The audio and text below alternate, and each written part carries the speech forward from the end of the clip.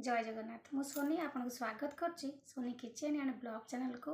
आज गोटे सुंदर टिप्स टे मुझे नहीं आसी गैस समस्या को लेकिन छोट हूँ कि बड़ हूँ आजिकल समस्त देखा गैस रो प्रॉब्लम। तो मुझे माने बहुत कष्ट पाई अंगे निभे मत जिते जो गैस हुए तो मुझे माने आराम पाई ये जो घर जिनसटी खाई। तो मुझे भाविली यहाँ आपण सहित भी सेयार करी कहीं आउ जार गैस हो आराम पातु कहीं समस्ते आजिकल टिके गैस हेले मुंड बिंधा बांती हो मोर भी बहुत होता बहुत सीरीयस होती माने बांती 4 थर 5 थर होता बहुत जो मुंड बिंधुला बहुत कष्ट पाए संभाली पारे कौन ये सब घर जिनस खाई सारापर मुझे बर्तमान टे गैस रु माने मुक्ति पाई मुझे आपण सहित सेयार कर सुंदर जिनसटी छोट पिला आपण जिनस गुड़ी को खुआई पारे कहीं सबुजाक जिनस आम घर आराम से रोसई घर पाई।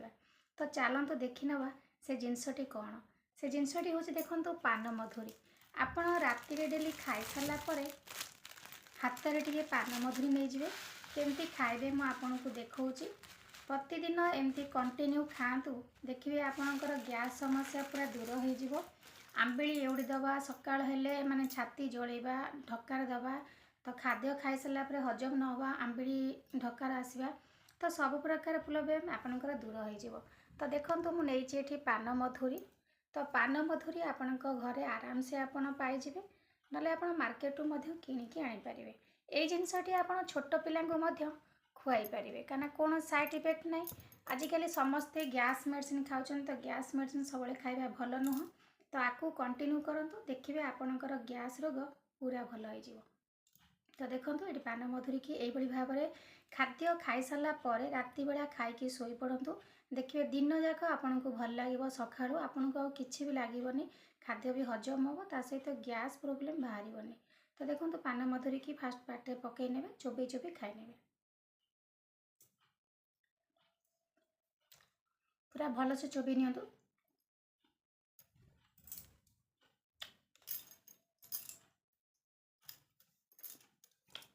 भल से चोबई सारा पर टिके नहीं गरम पानी माने जेतिकी गरम आपणकर पाटी संभाल उषुम पानी सेमती पानी नहीं जाए।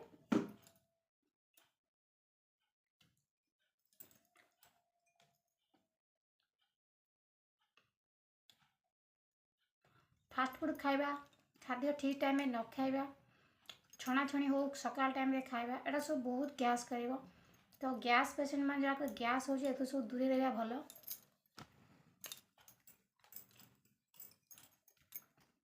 पूरा भल से चोबई ने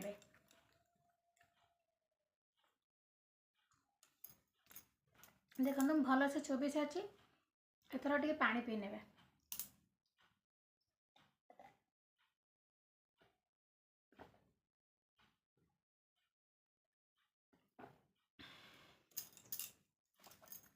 तापर देखो ये नहीं गोटे लवंग तो लवंगर फूलटा को काटिदेवे तो लवंगटा को खाईदे टिके समय पाटे रखिए पूरा भेदी भेदी ता रसटा को पूरा खाईदे पूरा खाइले भी हम ना खदड़ा काढ़ी फिंगिदेवे।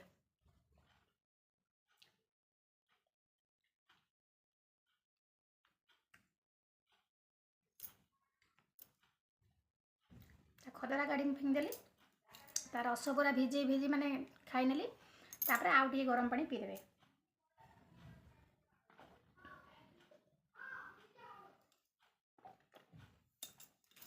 प्रत्येक दिन राति खाई सारा पर आपण यही भाव में खातु देखु किछि दिन खाइला पर देखिए आपणकर गैस समस्या पूरा दूर हो आ खाद्य बहुत बढ़िया से हजम हम सका दिन जाक आपणकर टोटाल गैस प्रोब्लेम रही कि आंबिली गोटे दवा खाद्य हजम न कि प्रोब्लेम आप जानीपारे।